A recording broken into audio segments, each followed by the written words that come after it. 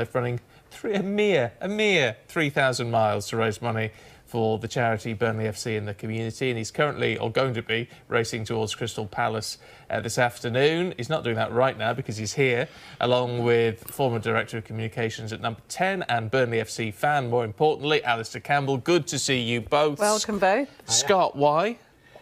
Why not? You know, I love Burnley, I love going away, and I love football, so I wanted to combine that into a massive challenge and a big journey, really.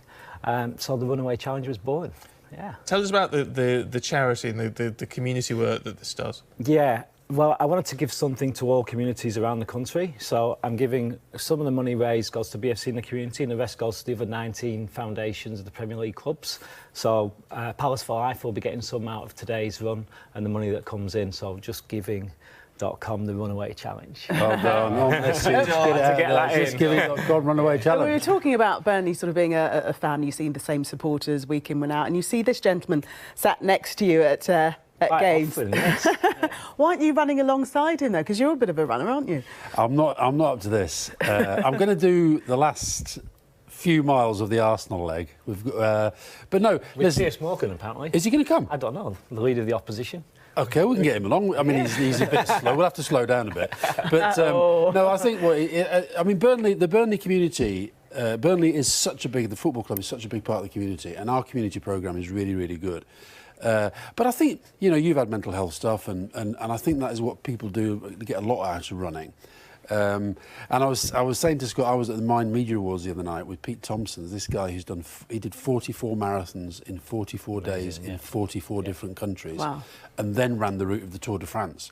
So there's all sorts of crazy people like him doing this kind of thing. And that's very inspirational, I think, to see other people doing it. It means that the dream becomes reality, then it becomes quite rational to actually work through it on a day-to-day basis. Can we talk about the mental health stuff, as you say, because it's thrown in quite casually, which I think is a positive thing, that mental health is something that is becoming, you know, easier to talk about in conversation, isn't it? I think that's the main thing. That's the hardest thing to do, but to actually learn to talk about it with the people you trust, the people you love. And that's, for me, that was the main barrier to get over. And once I started talking about it, I've now got a group of 40-year-old friends who contact me all the time. We've all got a bit of black dog, and we keep in touch. And then the youth programme that Burnley's doing as well, they're going to send mental health counsellors to every high school in Burnley through Burnley FC in the community. So it's all ages, and it touches the whole demographic. And I think the thing about exercise and running, I remember when I don't run anything like as much as I used to, but when I was like training for marathons and stuff, there's something that it does inside your mind that and even now, if I get a bout of depression, I force myself to exercise because it does give you something positive. Something changes in your mind. So I think when you're on these long runs, it just kind of works itself out. So it's incredibly therapeutic. I tell you what, we all need a bit of therapy for, and forgive us, Scott, for raising this, but he is here, so we're gonna have to have a quick mention about Brexit.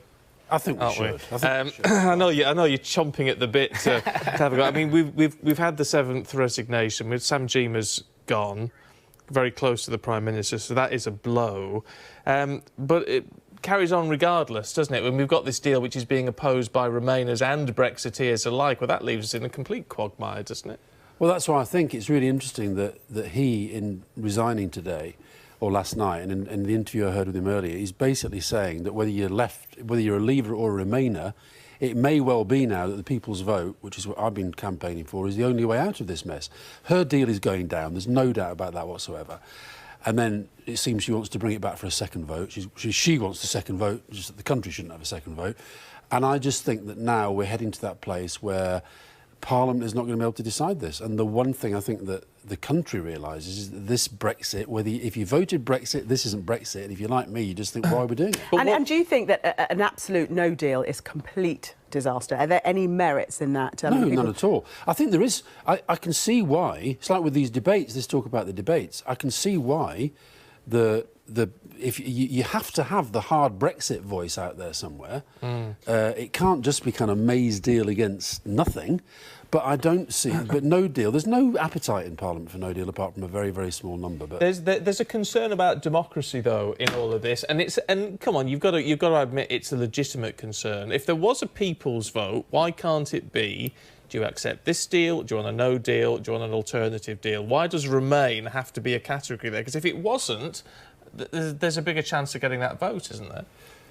I think because, look, since Sam, he said this morning in his interview, he said that we now know so much more than we did at the referendum.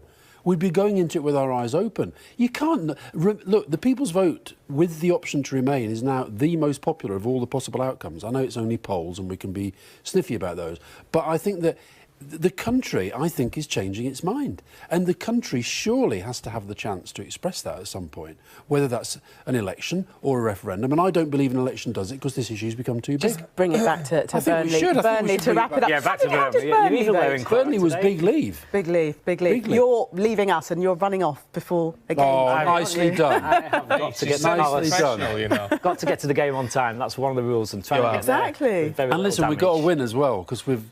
Well, if we're playing he's been having a good run. We've not been having a great run. We're unbeaten No in white, so we're playing white. I think we'll be OK. White. JustGiving.com, the Runaway Challenge. That's correct, or SEKOTT on Twitter and Instagram. Right. Better head off. Follow the journey. So you get to the game on time. Good to see you, Ben. Piers, Thank if you you're very watching, much. you're coming with us on the December 15th. Yeah, he doesn't know yet, but... OK, after the break.